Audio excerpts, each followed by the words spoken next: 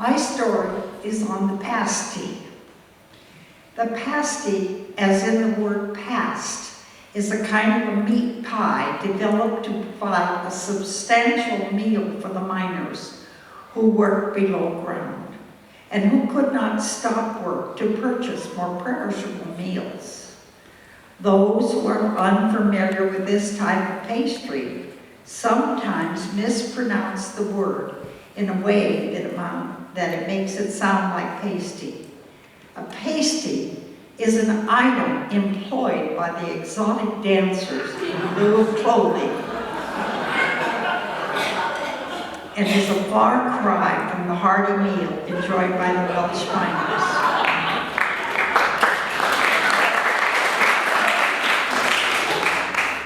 Those who have watched the Poldark series on public TV have seen the primitive conditions in the numerous tin mines that dotted the landscape of Cornwall. The hard-working miners needed strength to sustain them through their grueling hand labor with pick and shovel far underground. To satisfy that need, someone, it must have been a woman, invented a way to solve the problem. It was the pasty. There were no grocery stores from which to purchase the necessary ingredients, so she worked with what was at hand.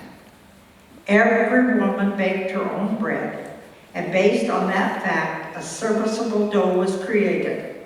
It was simple. She added flour to her mixing bowl and worked into it the lard that was rendered from the slaughtered pigs her family raised. A little water and a dash of salt was added. There was no real recipe necessary because the dough was mixed by hand and by feel. The quantity of the ingredients depended on the number of pasties to be made. The dough was worked vigorously. Before the dough was finished, the filling was prepared.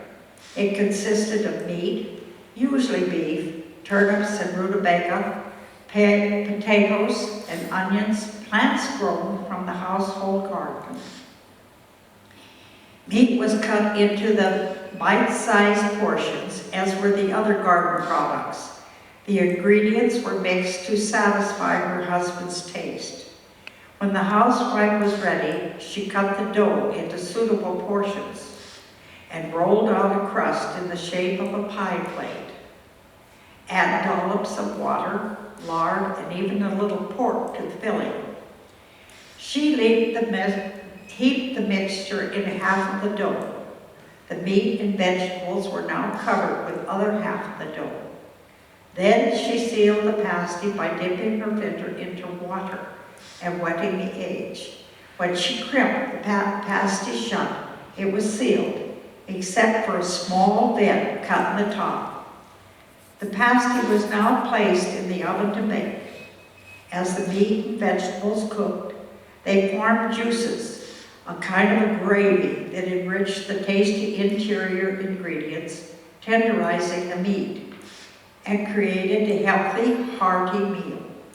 The crust provided a form of bread, a self-contained whole meal in itself. The pasty was carried into the mine in a lunch bucket and was ready to be eaten. It is said that some miners carried their pasties in their jacket pockets, but this sounds like a culinary disaster to me.